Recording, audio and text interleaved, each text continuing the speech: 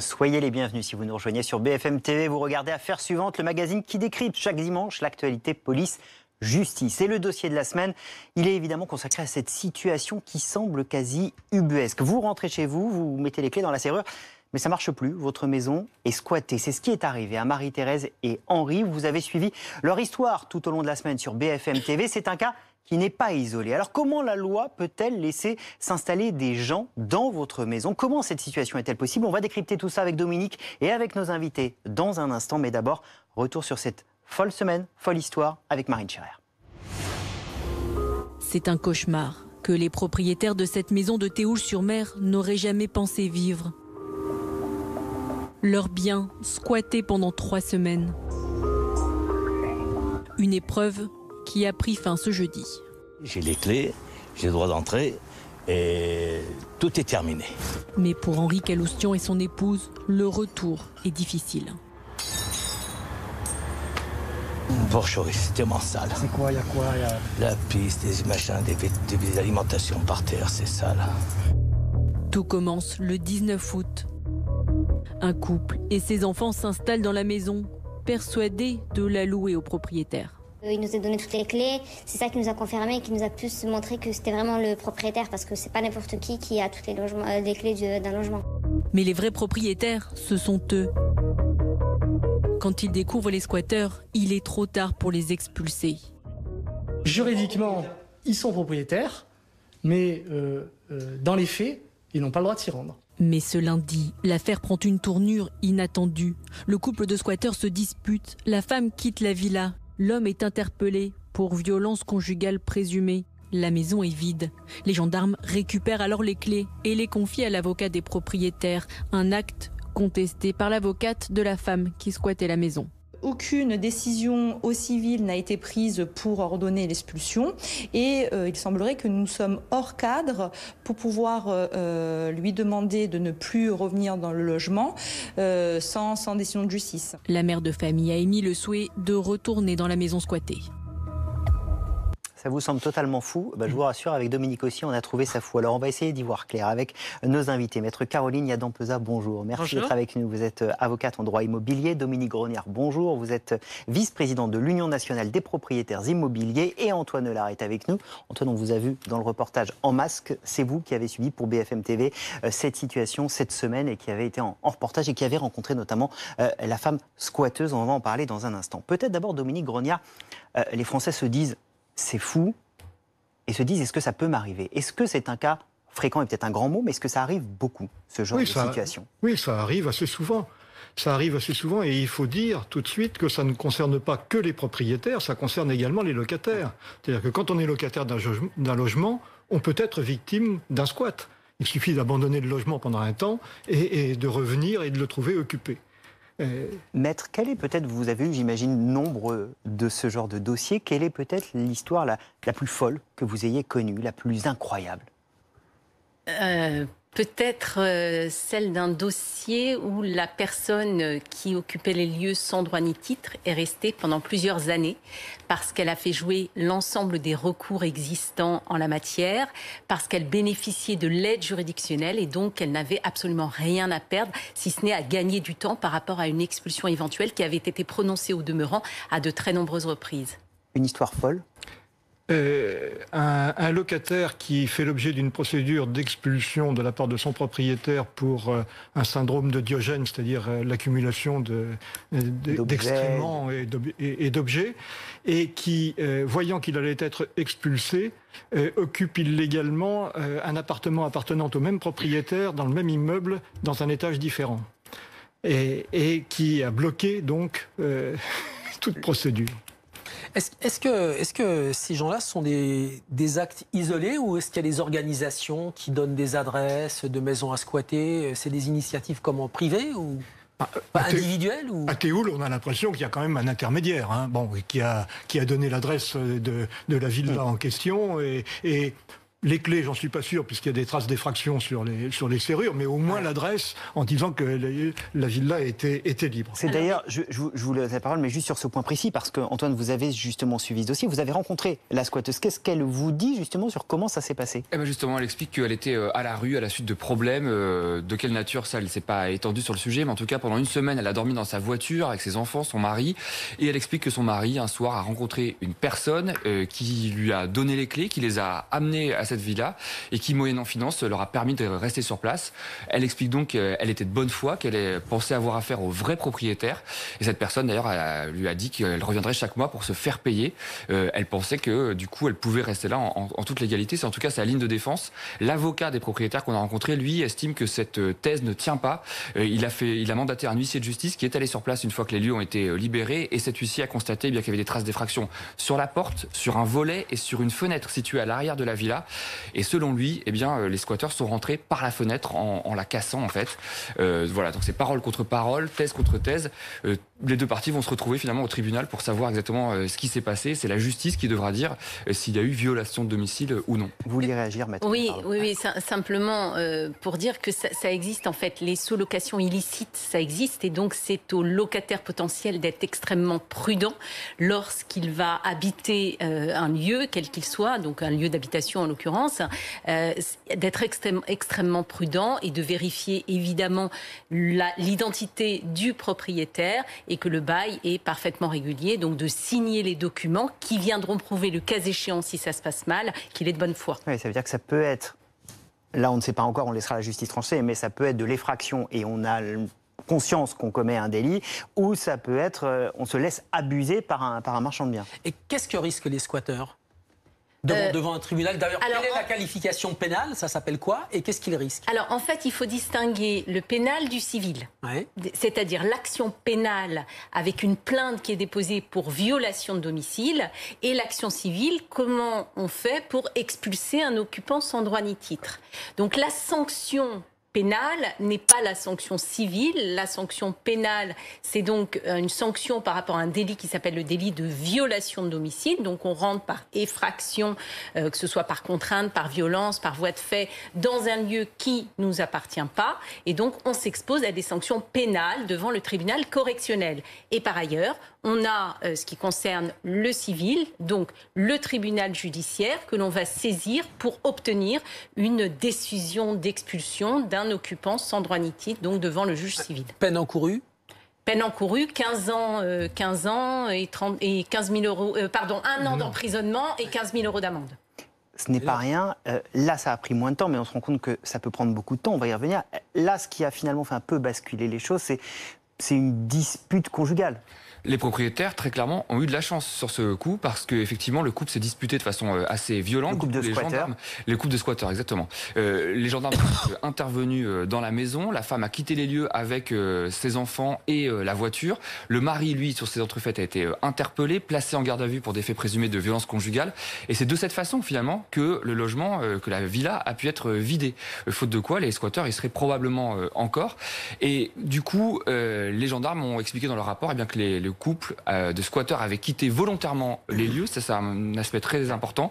Volontairement les lieux, ça veut dire que du coup, plus rien ne s'opposait dans ces cas-là au retour du propriétaire, sans qu'il y ait besoin d'une décision de justice au civil comme vous en parlez. Qui aurait pu prendre du temps. Dominique Grognard, je pense que tous ceux qui ont suivi cette affaire cette semaine, qui nous écoutent là, nous-mêmes, on se dit, mais à quel moment, pourquoi les forces de l'ordre ne peuvent pas intervenir? Pourquoi le maire ne peut pas intervenir? Comment on peut laisser des gens qui sont de bonne foi à la rue, en bas de chez eux? Alors, la loi française est naturellement très en retard en ce qui concerne la protection du droit de l'occupant. Ça, c'est sûr. Néanmoins, en ce qui nous concerne, nous, à l'Union nationale de la propriété immobilière, on soutient que c'est un faux problème. C'est un faux problème parce que, comme vous l'a dit ma voisine, il s'agit d'un délit. Un délit est puni d'une peine d'emprisonnement. Depuis la loi de 2015, ce délit est un délit continu. C'est-à-dire que l'infraction est commise non pas uniquement au moment de la prise de possession des lieux, mais elle reste commises pendant toute l'occupation des lieux. L'histoire des 48 heures que vous voyez dans la presse n'existe pas. Hein. Depuis 2015, ça n'a plus aucun sens. Oui, parce qu'on dit les 48 premières heures, on peut intervenir. Oui. En fait, c'est faux. En fait, c'est le délit de flagrance. En fait, c'est-à-dire c'est la flagrance qui fait que on demande aux autorités de police d'intervenir. Donc, quand on parle de 48 heures, c'est pas 48 heures décidées par la loi ou la jurisprudence, c'est un délai, on va dire, court, raisonnablement court, donc 48 heures, pourquoi pas, pour demander à ce que les forces de police interviennent. Et du coup, il faudrait faire évoluer la loi, en Moi, tout je cas. suis absolument pas d'accord. Hein. À partir du moment où c'est un délit continu, quel que soit le moment auquel on demande aux policiers d'intervenir, ils constatent l'existence du délit, puisqu'il ne s'agit pas de droit de propriété, hein, il s'agit simplement de démontrer qu'on a le droit de dire que c'est chez soi. C'est tout, ça suffit. Ce que vous voulez dire pour qu'on soit très simple, parce que... Continue, oui, bien sûr, oui, c'était pour vous aider. Parce que la flagrance dont parlait ma voisine est extrêmement importante. À partir du moment où il y a un délit, où il est constaté par un officier de police judiciaire, si on met en place la procédure de flagrant délit, on doit entraîner la personne qui commet le délit en garde à vue. C'est-à-dire qu'on libère l'immeuble. Et à partir de ce moment-là, le propriétaire peut reprendre possession de son bien. Justement, pour qu'on soit très clair, ça veut dire que pour vous, la loi devrait permettre, si je suis propriétaire, je vois qu'il y a un squat chez moi, d'aller voir les forces de l'ordre, de dire voilà, je sais pas, mes impôts locaux, voici enfin la preuve que je suis bien le propriétaire, et immédiatement intervention. Que c'est mon domicile. Et domicile, dans la définition qu'a donnée la Cour de cassation en 1977 du domicile pour la violation de domicile, c'est-à-dire que la personne a le droit de dire qu'elle a le droit de vivre dans cette maison. Elle n'est pas obligée d'avoir sa résidence principale, contrairement à la définition du Code civil sur le domicile. Et c'est quand même très sournois, parce qu'on entend tout à l'heure Maître Émilie Bender, l'avocate des squatteurs que tu as rencontré, Antoine, donc qui, elle, va être désignée par les squatteurs. Les squatteurs vont violer le domicile, entrer, prendre une avocate et s'installer finalement dans un dossier qui va devenir judiciaire. Alors, c'est parce qu'il n'y a pas de péril direct. On distingue le domicile, on distingue en fait lorsque la violation de domicile a lieu dans le domicile principal du propriétaire ou dans sa résidence secondaire. Et c'est la notion de péril direct, c'est-à-dire qu'à partir du moment où on considère que la personne est abritée, en fait, à un toit sur la tête, alors on doit passer devant un juge judiciaire parce que nous sommes dans un état de droit et que les droits de chacun doivent pouvoir être entendus devant un juge avec un principe qui s'appelle le principe du contradictoire parce qu'il y a des abus évidemment de part et d'autre, donc il y a des abus des squatteurs et il y a des abus aussi de personnes qui se sont vues allouer un bail verbal par exemple ou de personnes qui sont tout à fait de bonne foi. Votre avis de spécialiste, d'avocate dans ce domaine-là, est-ce que la loi est désuète quand même? Est-ce qu'après cette affaire, on se dit, est-ce qu'à un moment, les pouvoirs publics font évoluer la loi? C'est pas la loi qui est désuète, c'est les délais des tribunaux. C'est la lenteur de la justice. Parce que la loi, en réalité, surtout depuis la loi Elan, a fait évoluer les choses concernant notamment l'exécution des décisions de justice et notamment l'exécution d'une décision qui prononce l'expulsion. Le problème, c'est les délais pour obtenir cette décision de justice, même si on peut agir en référé, donc on peut agir dans une urgence. Et surtout, les délais ensuite, au niveau de l'exécution, donc lorsqu'il faut faire appel à un huissier, etc., et qu'on demande le concours de la force publique, là, les délais peuvent s'allonger. Donc, pour moi, la loi n'est pas mal faite. Elle est conforme aux principes qui régissent, en fait, qui doivent régir notre société, c'est-à-dire l'état de droit et c'est-à-dire le fait qu'on protège à la fois les droits des propriétaires, mais aussi les droits des personnes qui sont abritées et qui ont peut-être une raison valable d'être sous un toit. Donc, il faut qu'un juge intervienne pour juger. Monsieur Grognard, vous êtes d'accord avec ça? Pas du tout. Alors, il faut faire évoluer la loi? Pas du tout. Mais attendez, prenez l'exemple du hold-up. Prenez l'exemple du hold-up. Le truand qui rentre dans le magasin de bijoux, qui prend des bijoux. Bon, flagrant délit, on l'emmène en garde à vue. Il va garder les bijoux? Et il va falloir que le propriétaire de la bijouterie fasse un procès pour récupérer les bijoux? Bon. Antoine, juste parce que ce qui est intéressant, c'est d'être aussi très concret. La squatteuse que vous avez rencontrée, elle rentre un peu... Et il ne s'agit ni d'excuser ni les uns ni les autres, ni de donner raison à l'un ou à l'autre, mais elle dit voilà, moi j'ai une famille, j'ai 2 enfants, j'ai nulle part où dormir, il y a une maison qui est vide, je m'installe. C'est exactement sa ligne de défense et celle de son avocate. Elle plaide la grande précarité sociale, mais qui est effective. Elle a un enfant de 2 ans, un autre de 7 mois, et elle est enceinte de 2 mois. Donc, sans solution de logement. Ce qu'elle nous a expliqué, nous, c'est qu'effectivement, elle avait pas, quand cette opportunité s'est présentée à elle, en tout cas, c'est comme ça qu'elle le raconte, qu'on lui permet d'aller dans cette maison, elle accepte sans trop se poser de questions. Et pendant l'interview, elle a lancé aussi une sorte de message au propriétaire, lui a demandé une forme de clémence, lui laisser l'opportunité d'être hébergé pendant quelques semaines, quelques mois, le temps de retomber sur ses pieds, de trouver une solution de logement plus pérenne. Demande évidemment qui n'a pas été acceptée par le propriétaire, qui l'a trouvée, je cite son avocat, hallucinante. Et qui trouve sa maison dévastée. Alors, nous, on n'est pas rentré à l'intérieur, donc je ne peux pas vous dire si elle est effectivement dévastée. La squatteuse nous avait dit qu'elle avait pris soin du logement, que comme elle y habitait, elle en prenait soin comme si c'était sa propre maison. Manifestement, M. Caloustan, quand il est rentré, il a trouvé une maison pas en très bon état, mais aucun journaliste, je crois, n'a pu rentrer à l'intérieur pour le constater de ses propres yeux. Mais comprenez-moi bien, je ne suis pas en train de justifier le fait que cette dame soit rentrée. Je veux dire, qu'elle soit en situation précaire, il n'empêche qu'elle viole la loi et il n'empêche qu'elle doit faire l'objet d'une procédure d'expulsion. Ce que je dis, je dis que c'est violent à la fois pour les propriétaires parce qu'ils perdent leur faculté de jouir, de disposer et d'user de leurs biens, alors même que c'est un principe quand même constitutionnel puisque c'est quand même prévu inscrit dans la Déclaration des droits de l'homme et du citoyen. C'est un droit, le droit de propriété est un droit sacré et inviolable. Voilà, et nul ne peut être arbitrairement privé de ce bien.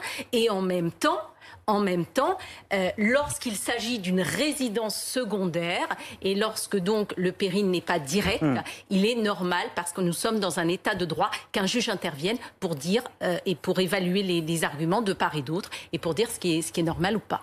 Merci beaucoup. Grâce à vous, on y voit un peu plus clair sur ce qui s'est passé sur cette situation qui concerne de nombreux propriétaires. C'est aussi ce que vous nous avez rappelé aujourd'hui. Merci beaucoup. Merci Antoine d'être venu sur le plateau d'Affaires suivantes. Vous restez avec nous dans un instant. Les accusations d'une grande voix de l'opéra, la soprano Chloé Brio sera notre invitée. Elle accuse l'un de ses collègues barytons de l'avoir agressée sexuellement à plusieurs reprises pendant des répétitions et des spectacles. La ministre de la Culture, Roselyne Bachelot, a saisi la justice sur cette affaire.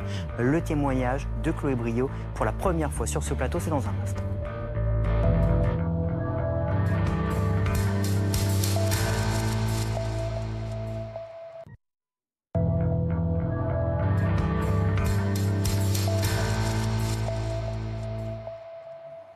Il est 13h30, soyez les bienvenus. Si vous nous rejoignez sur BFM TV, vous regardez Affaires suivantes, le magazine qui décrypte chaque semaine l'actualité police-justice. Dans un instant, sur ce plateau, nous recevrons la soprano Chloé Brio. Pour la première fois, elle s'exprimera à la télévision sur ce qui lui est arrivé. En mars dernier, elle avait porté plainte contre l'un de ses collègues barytons pour agression sexuelle. Cette semaine, la ministre de la Culture a décidé de saisir le procureur. Alors le monde de l'opéra est-il aussi celui de l'omerta, celui où l'on veut taire ces violences sexuelles? Le témoignage de Chloé Brio et de son avocat, ce sera juste après les coulisses de la semaine.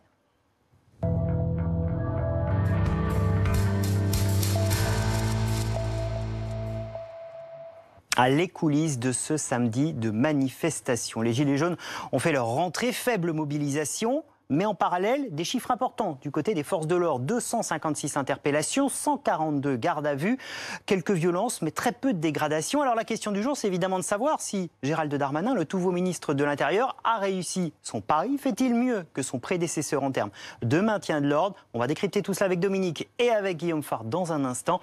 Mais d'abord, on écoute le ministre de l'Intérieur qui s'est rendu hier soir à la préfecture de police de Paris. Nous avons arrêté beaucoup de personnes qui portaient des armes. Vous avez vu d'ailleurs, les photos ont été publiées, des armes extrêmement contendantes, extrêmement dangereuses, d'où d'ailleurs les très nombreuses gardes à vue qui ont été mis en place. La deuxième des choses, c'est évidemment de déplorer les 2 véhicules légers. À ma connaissance, il y a eu 2 voitures brûlées et des feux de poubelle. Il faut évidemment tout à fait condamner ces actes. Mais dans l'ensemble, on peut quand même considérer, quand on regarde les difficultés qu'on a connues les mois précédents, que ces manifestations ont pu se tenir dans un calme qui permet à l'ordre républicain d'être tenu. Et avec nous, Guillaume Fard. Bonjour, vous êtes notre consultant sécurité intérieure. Avec Dominique, on va essayer de comprendre avec vous ce qui s'est passé hier et l'analyser. Ouais. La préfecture de police, et vous le disiez ici même sur ce plateau hier matin, prenait très au sérieux la journée d'hier. Ouais. Il y avait des craintes raisonnables de penser que ça pouvait mal se passer. Et au final, ça s'est plutôt bien passé. Ouais. Qu'est-ce qui s'est passé? La police a été meilleure ou est-ce qu'il y avait finalement moins de casseurs que prévu? Probablement que d'abord, parce que la préfecture de police de Paris a pris cela très au sérieux, au résultat, c'est efficace.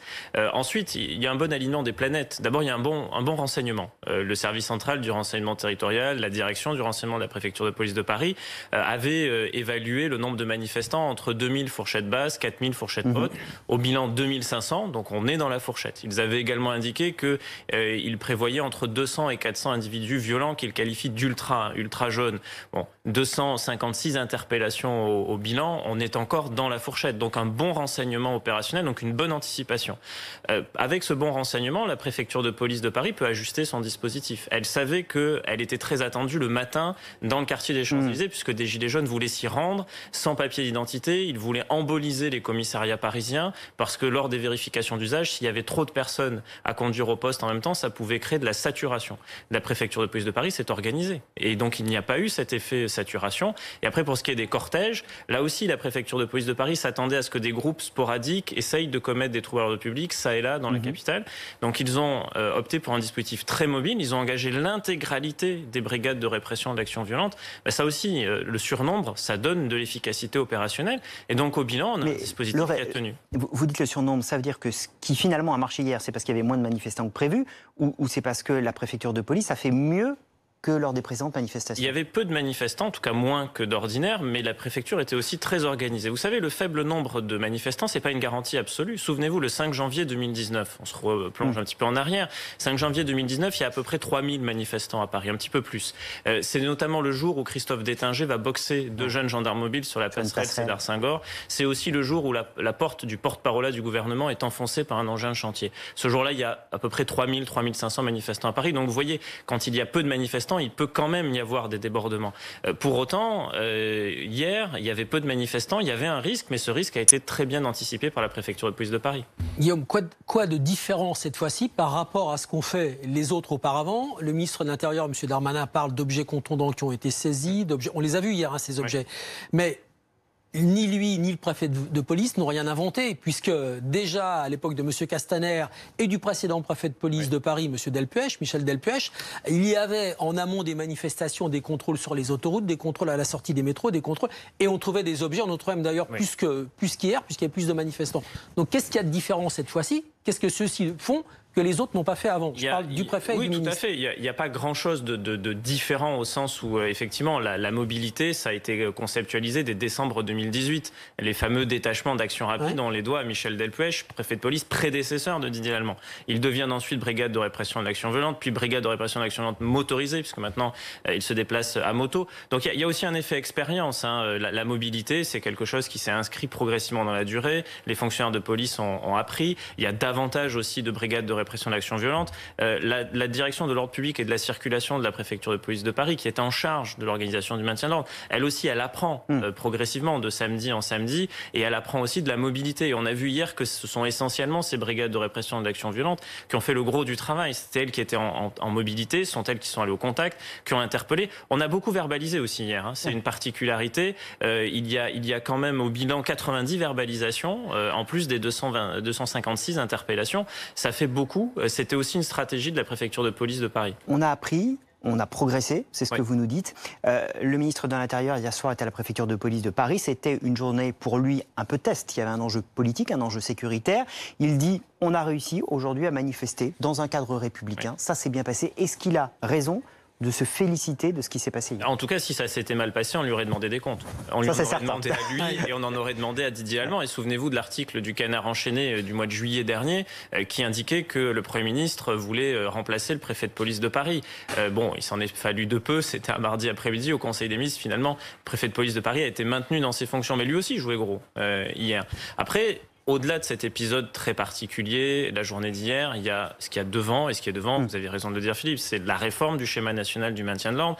Le ministre de l'Intérieur, vendredi, en a dévoilé que 2 mesures techniques. En fait, il a profité de l'installation de Pascal Regnault-Dubois, qui est la nouvelle chef des CRS. C'est la première fois dans l'histoire des CRS qu'il y a une chef des CRS, et il a profité de cette installation pour annoncer 2 mesures techniques. Le remplacement d'un type de grenade de désencerclement par un autre type de grenade de désencerclement. Jugé moins dangereux. Réputé un petit peu moins puissant. ans, effectivement, et la présence systématique dorénavant de superviseurs, notamment pour les policiers de ces brigades de répression de l'action violente qui sont porteurs du fameux lanceur de balles de défense. Mais il ne faut pas résumer le schéma national du maintien en ordre à ça, il y a bien d'autres annonces à venir. Et on précise qu'hier, il y a eu 0 tir de LBD, de lanceur de balles de défense, et on suivra évidemment les futures annonces du ministre de l'Intérieur sur le futur schéma de maintien de l'ordre. La réforme des sommations, il y a beaucoup de réformes à venir. Ce sera une occasion de vous retrouver sur ce plateau. Merci beaucoup Guillaume Fard d'être venu sur le plateau. D'affaires suivantes, 13h37 et tout de suite l'invité de la semaine.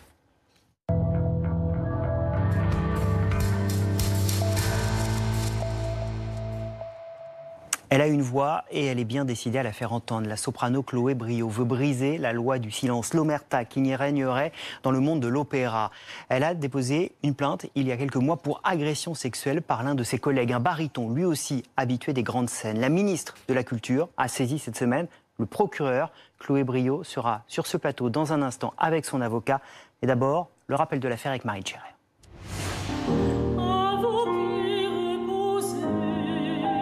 Si Chloé Briot fait aujourd'hui entendre sa voix, c'est pour, dit-elle, en finir avec la loi du silence qui règne à l'opéra. Un témoignage rare dans un monde fermé. Un huis clos dans lequel la soprano raconte avoir été agressée sexuellement par son partenaire de scène entre octobre 2019 et février 2020, alors qu'elle tenait le rôle principal de l'opéra L'Inondation. Des actes qu'elle confie au metteur en scène, puis au directeur d'opéra. Mais Chloé Briot n'a pas le sentiment d'être soutenue, prise au sérieux. Décidée à briser l'omerta, l'artiste porte plainte dès le mois de mars et révèle publiquement son histoire fin août. Ce mardi, le gouvernement a réagi. Le ministère de la Culture a décidé de procéder à un signalement auprès du procureur de la République. Il entend plus généralement manifester sa ferme volonté de prendre toute la mesure des violences sexistes et sexuelles dans le milieu musical. Une déclaration alors que le collectif #MusiqueToo incite les victimes à témoigner, un appel relayé par plusieurs artistes. Les premiers pas d'une libération de la parole dans le monde de la musique. Et sur ce plateau avec nous, Chloé Briot, bonjour. Merci d'être avec nous. Vous êtes donc chanteuse lyrique, à vos côtés votre avocat, maître Christophe Côté-Bretonnier. Merci d'être là tous les deux. Bonjour. C'est toujours des moments difficiles de parler en public, c'est la première fois que vous le faites sur cette affaire. Il faut de la pudeur, il faut aussi expliquer les choses. Est-ce que vous pouvez, avec vos mots, nous expliquer aujourd'hui ce que vous dénoncez et la plainte que vous avez formulée? J'ai déposé plainte pour agression sexuelle répétée qui ont été faites par mon partenaire de scène principal sur un opéra qu'on créait. Voilà. Donc c'était des agressions qui se sont au départ évidemment faites par surprise puisque c'était en répétition ou en représentation. Donc vous jouiez un couple avec des scènes de sexe dans cet opéra? Oui, il y en avait deux, ouais. Il y en avait deux qui étaient au scénario parce que c'est une création, donc voilà, on en avait parlé avec le metteur en scène, on avait évidemment répété, comme quand il y a un combat d'épée, vous savez, on a besoin de coach pour nous aider, enfin on est des interprètes, donc voilà. C'était deux scènes de sexe qui étaient extrêmement codifiées et qui ont dérapé du côté de mon partenaire masculin. Et à plusieurs reprises? À plusieurs reprises. Vous lui avez dit, vous avez réagi, comment vous êtes positionné à ce moment-là? Je me suis retrouvée, comme un bon nombre de victimes, sous le coup de la stupeur, parce que c'est par surprise, parce qu'on ne s'y attend pas, parce qu'on est dans le cadre de son travail, donc on ne s'attend pas à subir ça. Et j'ai donc été sidérée. Et c'est un schéma, la sidération, qui est classique, malheureusement. J'ai fini par le dire au metteur en scène et à l'assistant au metteur en scène, que les gestes étaient déplacés, que ça n'allait pas. Et je l'ai dit à mon partenaire en lui disant très clairement « Tu arrêtes de me toucher ». Et sa réponse a été de rire. Comment vous avez vécu ces moments-là? Je me suis sentie seule, parce que de toute façon, quand on est agressé, on est seul. Quand on commence à parler, je fais des généralités, mais je pense vraiment pour avoir parlé avec beaucoup de personnes depuis que j'ai parlé dans les médias, on ne nous entend pas. C'est-à-dire qu'on nous demande si c'était vraiment une agression, si on n'a pas éventuellement provoqué un geste. Donc on se retrouve complètement isolé, on se pose des questions et on se remet en question, c'est la première des choses. Mais après, c'est très clair que c'était hors du cadre du propos scénique, c'était très clair que c'était des agressions. J'ai formulé ça tout de suite de manière très claire, donc mais voilà. Chloé Briot, personne ne s'en est aperçu en le voyant jouer ces scènes avec vous. Personne ne s'est aperçu qu'il en faisait trop, qu'il allait trop loin? Si, en fait, pendant toutes les répétitions, j'entends encore le metteur en scène dire à l'agresseur « Non, ne fais pas ça. Pardon de parler crûment, mais bon, il y avait une scène où il fallait simuler une scène de sexe. Il m'écartait les jambes, voilà, il mettait sa tête entre mes jambes. Le metteur en scène lui disait « Bah non !» C'était pas au scénario. Pas du tout. Il devait se lever sur un coude et la lumière s'éteignait et le spectateur pouvait comprendre que voilà, nous sommes un couple dans un lit, etc. Et le metteur en scène lui dit « Non, on va pas faire de faux cunilingus. » Et quand mon partenaire simule des éjaculations, qui le voit depuis la scène? C'est pour qui? Pour le public? Le public n'entend pas ça. C'est juste pour me soumettre, me rendre pétrifiée, et c'est un acte pervers. Alors, vous avez déposé plainte? Oui. Maître Côté-Bretonnier, où en est l'enquête? Oui, alors Dominique Rizet, outre le signalement de Roselyne Bachelot cette semaine, il faut rappeler que nous avons porté plainte au mois de mars 2020 devant le procureur de la République de Besançon et pour des faits d'harcèlement et d'agression sexuelle. Et celui-ci, ça a son importance, a immédiatement, avant la déferlante médiatique du dossier, a décidé d'ouvrir une enquête préliminaire. Ça ne va pas de soi, hein, vous le savez. Donc c'était déjà un signal fort pour nous sur la crédibilité de notre plainte. Voilà. Après quoi, il y a eu une petite période de flottement. Hein. C'est vrai que l'affaire, on n'a plus entendu parler. Et puis, donc, Chloé Briot a décidé de parler. Et évidemment, les choses vont s'accélérer dans les jours qui viennent. J'ai entendu le procureur de la République dire que ma cliente ne souhaitait pas pour le moment être entendue dans le cadre de l'enquête. C'est totalement faux, je ne sais pas d'où ça sort. Au contraire, et c'est pas son genre, nous voulons, elle veut s'exprimer, elle veut parler et on attend d'être convoqué. Après quoi, l'agresseur sera certainement convoqué. L'agresseur présumé, le baryton, a lui de son côté déposé plainte pour dénonciation calomnieuse. C'est un classique de ce genre de dossier? C'est un classique, c'est la tarte à la crème en la matière. On prend une posture d'offusqué, on veut décrédibiliser la victime, la faire passer pour une affabulatrice. C'est de la communication. Cette plainte n'aboutira pas. Non, mais là où ça me gêne plus, et il y a vraiment des aspects indécents de cette plainte, c'est que l'agresseur sait très bien ce qu'il a fait. Ou alors il est amnésique et il a oublié qu'il avait écrit notamment à Chloé Briot pour s'excuser et pour indiquer qu'effectivement, attendez, il avait agi, mais bien sûr qu'il y a des traces au dossier, qu'il avait agi hors cadre des directives du metteur en scène s'agissant des scènes de sexe. Puis il y a une autre chose qui m'a posé vraiment difficulté dans ce dossier, mais c'est le fait que l'initiatrice de cette plainte, excusez du peu, est une avocate qui est porte-parole de la Fondation des femmes et qui vient expliquer régulièrement sur les plateaux de télévision que ce droit à porter plainte pour les victimes doit être un droit absolu, que la parole doit être libérée. Et donc on dit blanc la semaine et noir le week-end. Elle joue les équilibristes, ça va être oui, bah bon, de toute façon, ça ne peut pas... elle joue les équilibristes, c'est une posture d'équilibriste qui n'est pas tenable à mon sens, mais je crois qu'elle en a tiré toutes les conséquences, puisque d'après ce que je dis dans la presse, elle n'est plus au dossier et je vois le nom d'une autre avocate. Juste Chloé Briot, on mesure et on ne peut que mesurer ou essayer de mesurer le courage qu'il faut pour parler aujourd'hui. Avec Dominique, on recevait sur ce plateau en février 2020 la patineuse Sarah Abitbol, qui, avec le même courage que vous, est venue sur ce plateau parler. Je voudrais qu'on l'écoute parce que, au-delà de son cas, elle voulait alerter sur ce qui se passait dans le sport, et c'est aussi votre cas. On écoute Sarah Abitbol, février 2020, sur ce plateau. J'ai expliqué à mes parents à demi-mot, j'ai expliqué à mon fiancé, mais après le couvercle s'est refermé, j'ai repris ma vie, j'ai essayé par quelques moyens d'avertir le président du club, de mon club. À l'époque, j'ai essayé d'avertir le ministre qui ne s'en souvient pas. Peut-être effectivement qu'il n'a pas fait attention à la mesure de mon appel et à demi-mot j'ai expliqué, mais peut-être qu'effectivement il n'a pas. Je pense qu'il n'a pas pris la mesure. Ça fait tellement écho avec ce que vous nous disiez à l'instant, c'est-à-dire j'alerte, et puis finalement on fait un petit rappel pendant une répétition et puis ça s'arrête là. Déjà, voilà, est-ce que vous vous y retrouvez là-dedans? Et puis vous, il y a quand même une différence, c'est que la ministre, pour le coup, elle a réagi. Oui, je m'y retrouve évidemment parce que, effectivement, déjà, le fait d'en parler à quelqu'un pour la première fois, parce que moi j'ai attendu quelques mois pour parler, ce qui paraît court parce qu'il y a des personnes qui attendent des années. Les réactions nous poussent à garder silence en fait, parce qu'il n'y a pas de réaction en face quand on leur dit c'est très grave là quand même ce que je suis en train de vivre.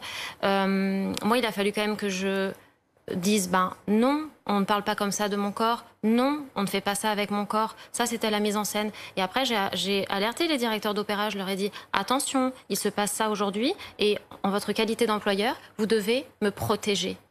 J'ai signalé, normalement une charte qui a été faite par l'Opéra de Lille explique qu'on doit ouvrir une enquête interne, quel que soit le signalement, que ce soit pour du harcèlement moral ou du harcèlement sexuel ou même des agressions sexuelles. Et on doit faire une enquête interne et prendre des mesures disciplinaires. Et les mesures qui ont été prises, c'est des changements d'horaire maquillage pour pas qu'on se croise. Mais qu'est-ce qui se passe? Il y a, comme dans le patinage, comme dans le monde du sport, une omerta sur ces sujets-là. Vous avez d'écho d'autres chanteuses, d'autres professionnels qui vivent ou qui ont vécu les mêmes situations? J'ai sorti l'article il y a 3 semaines à peu près.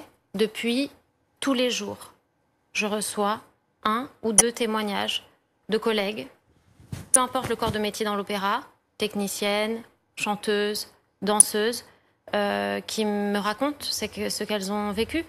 Évidemment, parce que je parle en mon nom, elles se confient à moi.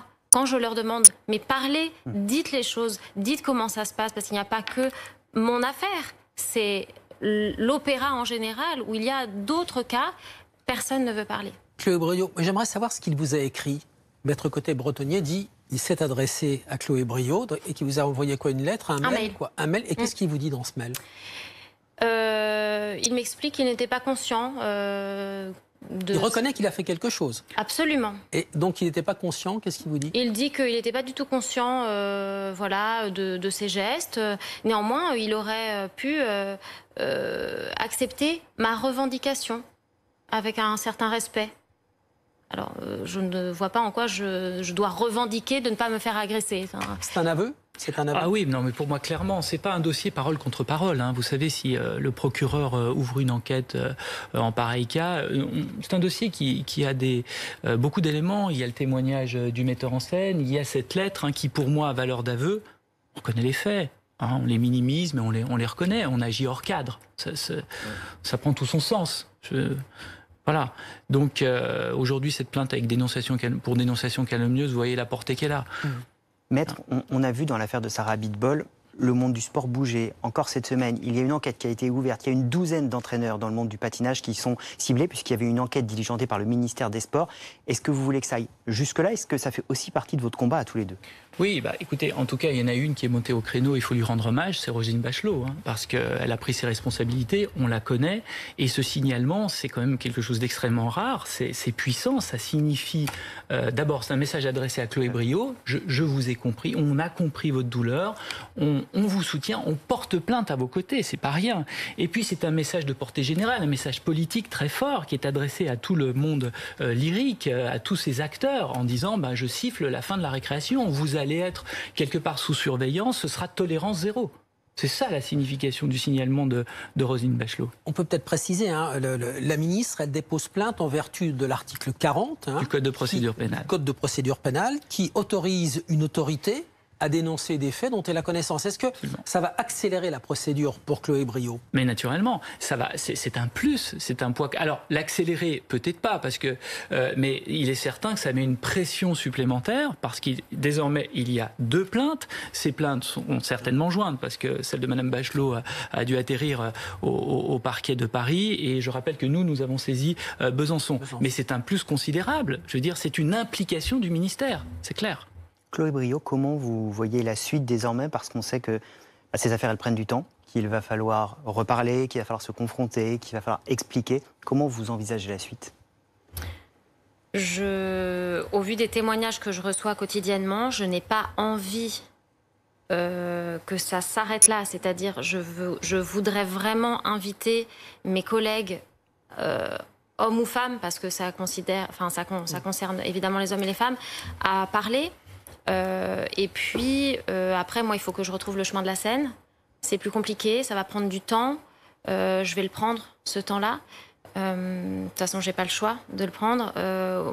Aujourd'hui, la situation de la crise sanitaire, j'avoue, m'arrange un petit peu parce que du coup, il y a moins d'urgence, ouais, moins de possibilités. Mais c'est très difficile parce que le silence que je perçois de mes proches à l'opéra, j'entends, me dit à quel point... alors, on me dit que je suis courageuse de parler, mais en même temps, je vais être une personne un peu sensible. Et je savais ce que je risquais en parlant. Néanmoins, je ne voulais pas, moi, me coucher le soir en me disant, voilà, j'ai porté plainte, toute seule, en silence, et personne ne le sait. Et lui, il va pouvoir retrouver les plateaux, et il va pouvoir recommencer. Vous êtes bien. Le message est passé très très fortement. Merci beaucoup Chloé Briot d'avoir choisi le plateau d'affaires suivante pour venir sur BFM TV. Merci beaucoup Maître d'être venu. On vous demande juste de préserver votre voix, de revenir avec votre voix bientôt précieuse. Merci beaucoup. On vous donne rendez-vous avec Dominique évidemment la semaine prochaine pour un nouveau numéro d'affaires suivantes.